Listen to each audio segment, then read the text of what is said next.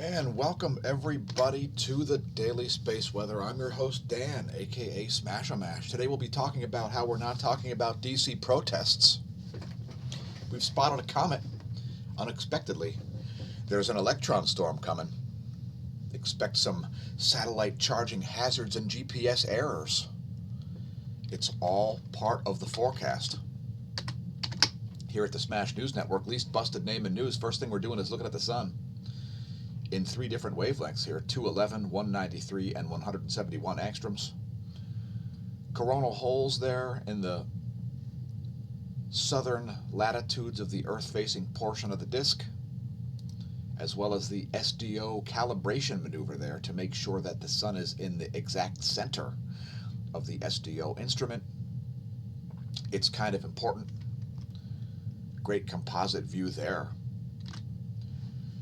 Let's take a look at what's going on from Lagrange point 5. It's the first place I noticed a sun-diving comet, which looks like it is no longer in existence.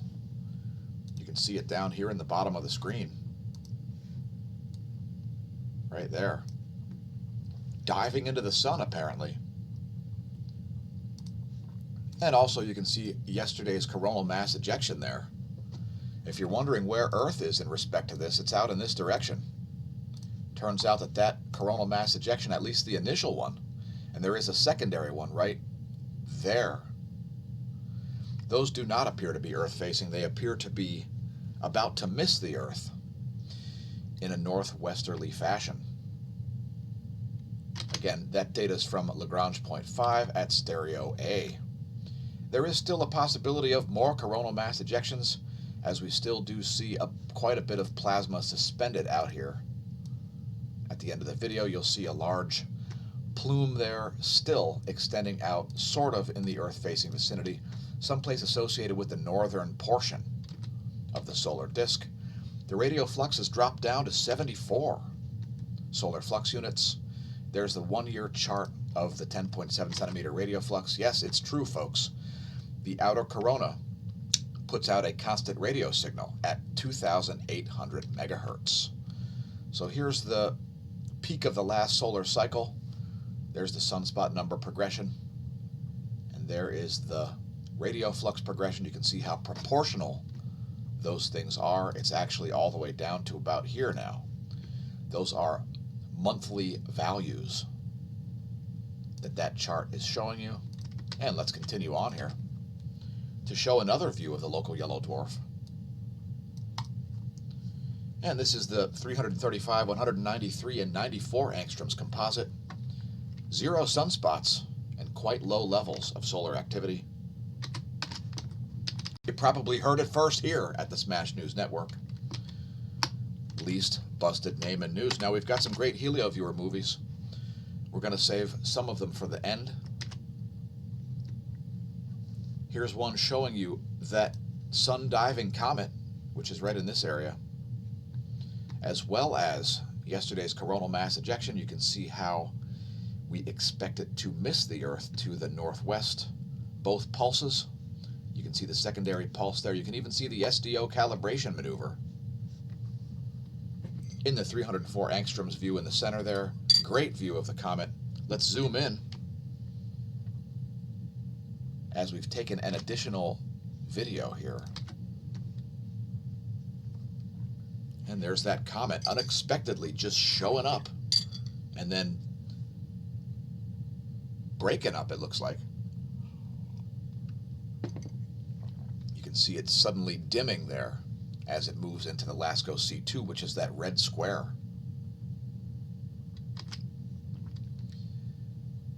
Here's a 171 angstroms view. Again, 0 sunspots. Some coronal holes and an SDO calibration maneuver are in the offing.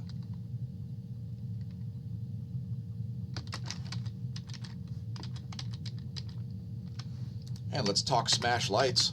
We regularly add highlight segments in the middle of the daily space weather video. I'd like to announce a new segment coming up. It's the Smash Hole of the Week segment. Leave us a comment if you have ideas for the Smash Hole of the Week. Thanks everybody who's leaving comments. We greatly appreciate viewer input. We do read all viewer comments. Please don't make a fool of yourself in the comments section. We will not censor you, but we might berate you. Thanks to our Twitch viewers. You can view a lot of our videos live at twitch.tv/smAsho. They've got a great mobile app as well. Tell your friends, your foes, your science noobs and science pros which platform you view our content on. And don't forget to press like and subscribe on YouTube, press the notification bell, press share. Share on your social media.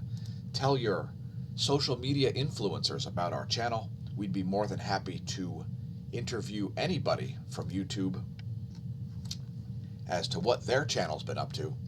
Ours has been up to in-depth studies of the sun, astrophysics, cosmology, etc.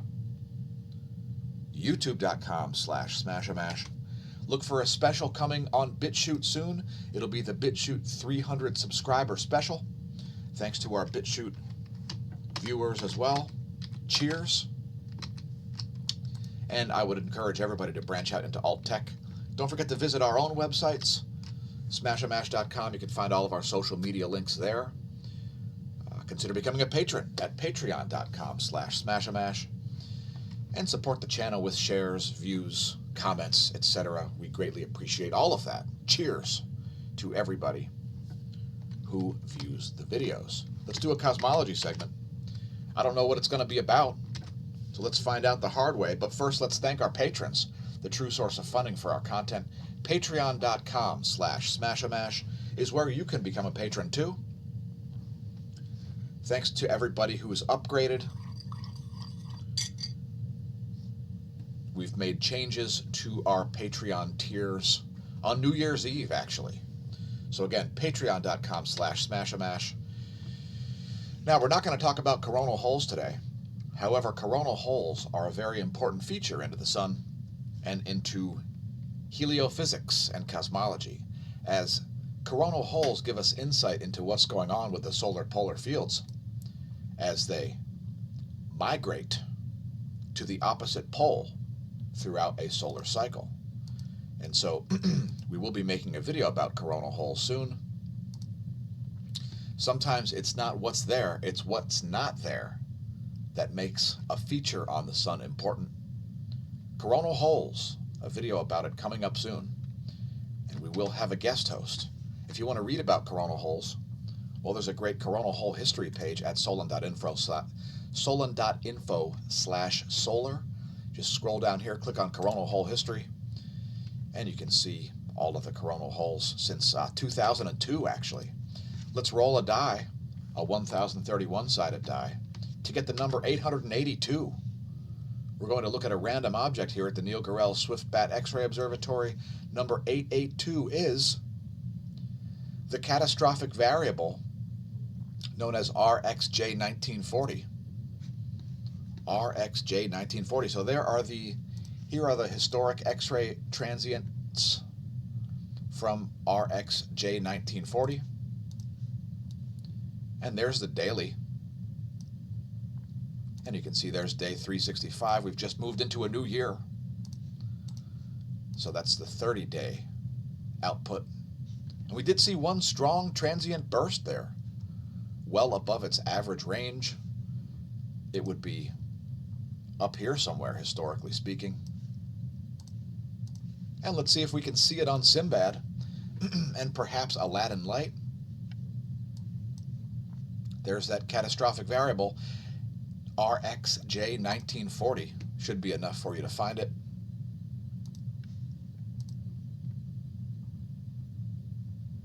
And leave us a comment if you decide to go read up on RxJ1940. Catastrophic variables are variable stars that have extreme cataclysmic variables. Yeah, that's what they are. And we're just waiting for Aladdin Light to come up here. I apologize for the delay. We are streaming live. Let's try that again. The interactive Aladdin Light view. Yes. We want to view it in X-ray. However, the website is not cooperating. And here at the Smash News Network, we don't take kindly to websites not cooperating. We move on. And remind you to Check out the Neil Gorell Swift Bat X-ray Observatory to monitor your favorite ones. Again, that one was number 882, which is Cataclysmic Variable RxJ1940.2-1025, a catchy name. Perhaps go have a read about that. Maybe we'll talk about it tomorrow on tomorrow's Cosmology segment. Thanks for tuning in to today's Cosmology segment. Let's get back to current data. Data in the current sheet, actually. And allow me to vanish. So here's the real-time solar wind over the past 24 hours, and we see a ramping down of the solar wind density. Phi angle's been hovering around the 180-degree mark, an indication of perhaps coronal hole magnetism, most likely. Just saw a slight increase here in the solar wind density to around 5 protons per cubic centimeter. Solar wind speed still elevated here a bit at 468 kilometers a second.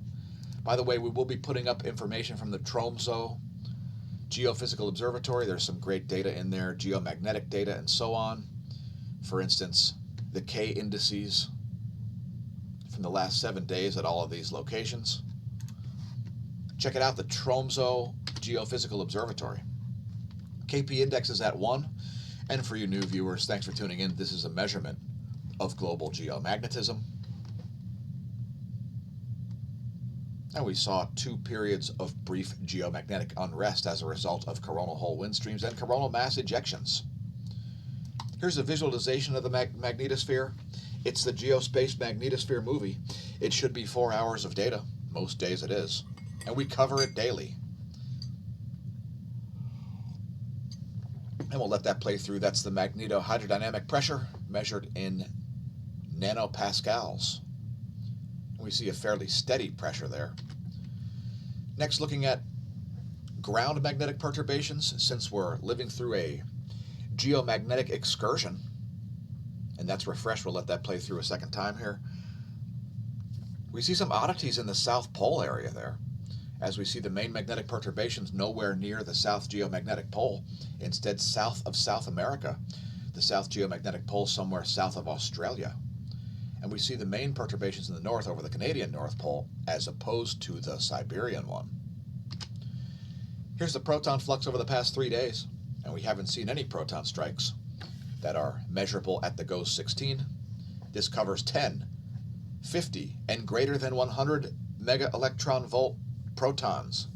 So you're talking relativistic particles here, essentially cosmic rays, being measured at the GOES 16, which is measured at the F ionosphere layer. We'll show you a visualization of that too momentarily. We saw a small B-class, nearly a B-class flare here. Not there, here. Not sure what part of the solar disk that came out of. Leave us a comment if you've noticed it. The GOES magnetometer over the past 3 days is looking pretty spiky here and irregular, as I've forecasted, and it's because the Earth is snapping back and forth into different polarity current sheets. And we'll show you that on the next slide. That's 3 days of GOES magnetometer, also measured by the GOES 16 at the F ionosphere layer.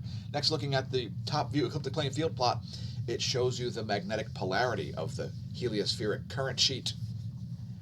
And you can see the Earth has recently snapped into a green North Pole-oriented one, and it's about to snap back into a South Pole-oriented one, which will keep that GOES magnetometer showing pretty spiky data there,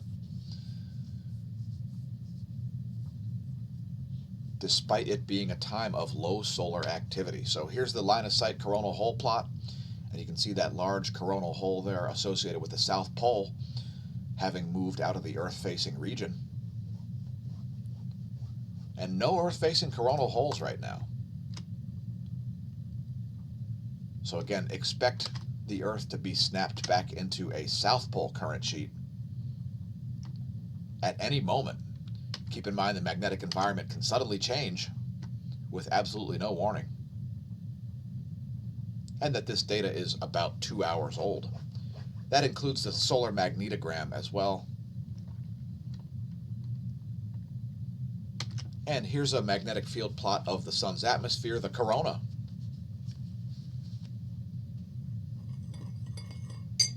A chaotic environment indeed. And you can see coronal hole potential field surface source lines in purple. Polar coronal hole potential field surface source lines in black, and closed potential field surface source lines in pink. Here is what's going on above my head. I like to use in-the-sky.org. I face my star chart to the south because I'm currently facing the south. The ecliptic is in that direction, which is that yellow line on which things like the moon and the planets orbit. And that blue line is the galactic plane. You can draw all that in, put in your location, and find out what's going on above your head if you like at in-the-sky.org. I'm always interested in what's going on in the solar system as well. Here's where stuff is right now. And there's where things will be in a week, coming off of the new moon.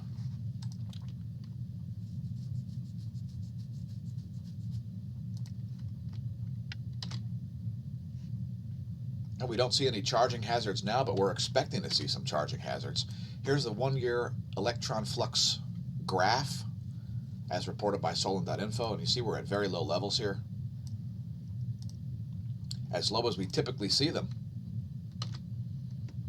And here's the forecast, and we're seeing a forecast for an electron storm coming in. Those are well into warning levels there, at least a little bit into warning levels. So don't be surprised to see some additional GPS errors, satellite charging hazards. You may see communications problems associated with that. We're expecting a lot of electrons, and I would concur with this forecast. And those green boxes are the forecast. The yellow diamonds are the observation. Here's a 3-day chart of the electron flux. And again, we're expecting it to get above the warning levels there, which would be 1,000 pulse flux units, depicted here in density at that red dashed line. So here's a diagram of the atmosphere and so on. You can see the GOES 16 is someplace around 300 kilometers of altitude. That's about where the F ionosphere layer is. Keep in mind that does change a bit based on the amount of geomagnetism. So here's a visualization. And this one is from the ground level up to about 12,500 miles. In other words, it's a visualization of the inner Van Allen belt. And this one will show you GPS error locations. I've corroborated the data myself and seen massive GPS errors over North America while doing bike rides. That's part of the reason why you want to keep Wi-Fi location accuracy turned on when you're attempting to navigate, because sometimes your GPS will not do the job. And you'll think you're in Missouri riding at 10,000 miles per hour on your bicycle instead of being in Pennsylvania. If you've done a 10,000 mile per hour average speed on your bike, it's probably some kind of an error. You're most likely not that fast, as you would have burned up in the atmosphere. Next, looking at just the ionosphere layer.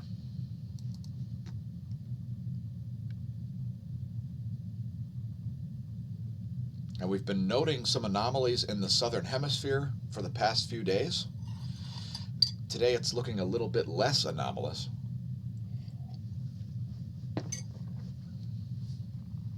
And we bring up the data daily, so perhaps you don't have to. We've made the channel for a reason. It's to be a resource to people that perhaps know more than I do about the phenomenon. In any case, there's where we expect things. There's where things are in terms of the ionosphere at 9:30 Universal Time, and you can see those anomalies in the southern hemisphere there. And let me just check the life of the stream here. We are fine and dandy here at the Smash News Network. Least busted name in news. Next, we'll look at volcanoes, as I'm interested in what's erupting. It turns out Etna has been exploding, but the activity has been decreasing. Kluchevskoy also exploding. 22,000-foot ash plume above Kluchevskoy on the Kamchatka Peninsula. Abiko on the list. 12,000-foot ash plume there. Kadavar exploding. Flight level 050, it's a 5,000 foot ash plume. Mount Ibu back on the list, 6,000 foot ash plume there. Moderate emissions, Merapi in Indonesia has been producing glowing avalanches and hot pyroclastic flows. Please not attempt to pole vault the caldera. Phoenix clouds rose to an estimated 10,170 feet of altitude. Popocatépetl exploding as well, 20,000 foot ash plume there. Fuego exploding, 16,000 foot ash plume there. Sangay dissipated its volcanic ash clouds, according to satellite imagery. Revenador's exploding, 15,000 foot ash plume there, and continuous ash emissions from the Peruvian volcano Sabancaya are a reminder to not attempt to do a back handspring over the caldera. Largest earthquake of the past 24 was this 6.1 near Indonesia in the Gulf of Tamini. The Gulf of Tamini, an interesting part of the archipelago there.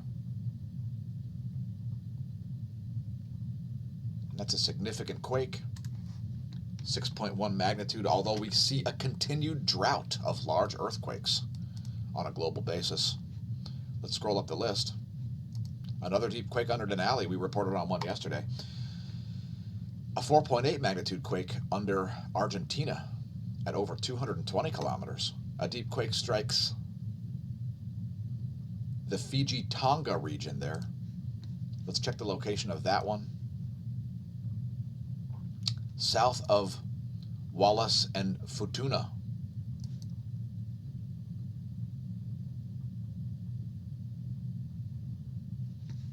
Leave us a comment if you think this is a great New Year's Eve spot. American Samoa, the city of Pago Pago.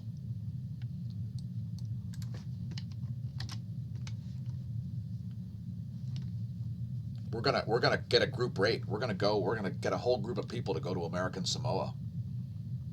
It's happening. Maybe this coming New Year's Eve, the end of the year of accountability. Another deep quake at Chile, a 5.8 magnitude quake there at Papua New Guinea. So a bit of an uptick here in earthquakes as the 7, 8, and 9 magnitude earthquake drought continues, folks.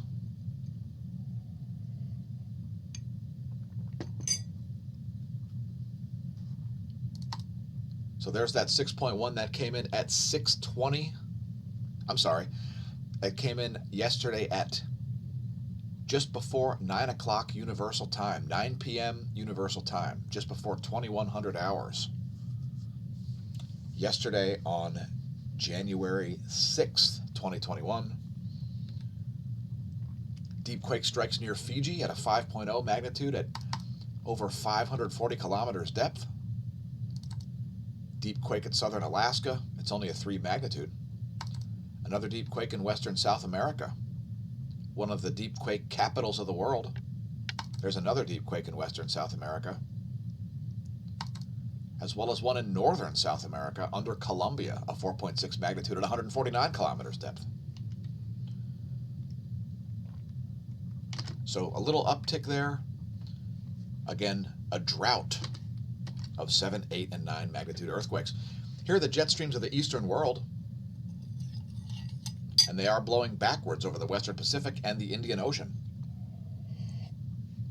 The primary 250 hectopascal winds are blowing east to west. Ask a pilot, that's backwards. Here are the jets of the western world.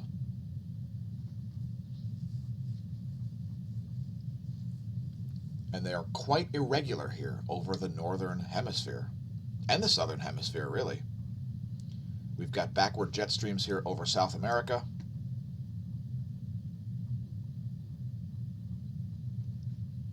A weird ridge here over the southern Pacific.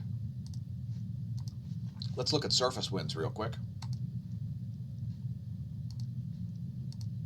And there's what's going on with surface winds. An anomalous low pressure system there off the coast of Newfoundland, as well as some odd wind patterns over the Gulf of Mexico. Let's move on. We don't want the video to be too long.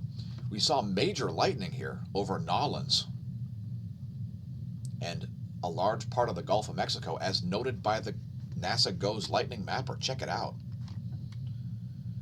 And let's check a real-time lightning map. And we see continued lightning here near Nolens. If you've got a tall vantage point, go check out that storm. That is a strong storm. You may see sprites, red elves, green goblins, or who knows what over the top of those thunderheads. Hey, Gulfport, there's thunder rolling in. Hey, Biloxi, shout out to Biloxi. Pascagoula, there's thunder rolling in. It's out in the Gulf. Go have a look. It might be well worth it. Next, looking at the U.S. Doppler radar map. And there you can see those storms extending all the way to Iowa, where it's coming down as snow, as well as some snow in the northern Rockies. Here's what's going on with pressure cells. We're going to advance this in the GFS forecast till tomorrow. There's where things will be at noontime tomorrow.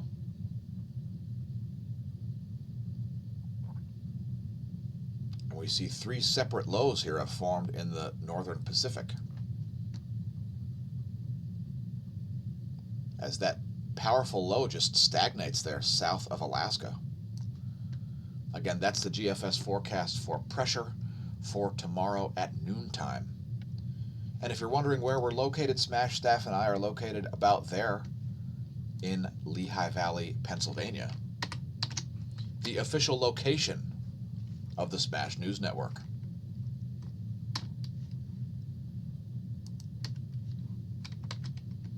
And let's show you some more meteorological data here. It's the NASA GOES interactive weather satellite, the shortwave radiation map. We show it regularly here on the least busted name in news. And we see massive amounts of low clouds here over the Atlantic Ocean. And you can see this upper level low starting to interact and move over the top of that. It's not chemtrails, it's not contrails. The resolution on the map is 2 kilometers. You can also see this low here off of Newfoundland, that counterclockwise rotation characteristic of a northern hemispheric low pressure system. Here's what's going on in the water vapor map. And we'll actually zoom in here on the Louisiana-Arkansas border, as it is a point of massive pressure gradient.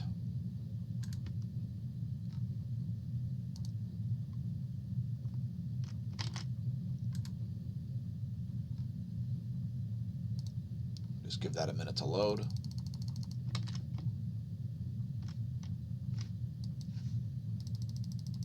And that should give you an idea of the way the system is going to move. And it's going to stagnate, actually, as this dry mass of air has taken its good old time moving to the east.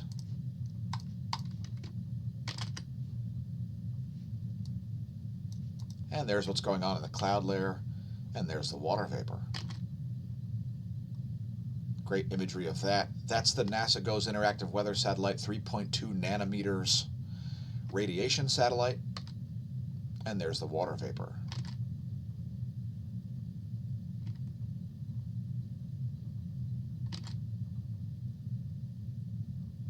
And we've got additional bonus features. High-res images of the sun to show you 0 sunspots, the colorized magnetogram, and additional helioviewer.org movies. Here is the colorized magnetogram to show you no significant magnetic organization going on there. Nothing that looks like a sunspot to me. Here's the intensitygram. And some light regions down there that could actually turn into a sunspot right there. What an ugly arrow. That could turn into a sunspot right there. I do see a little bit of darkness happening. Otherwise, very low levels of activity on the local yellow dwarf. So we've got a couple more HelioViewer movies for you here before we close things out.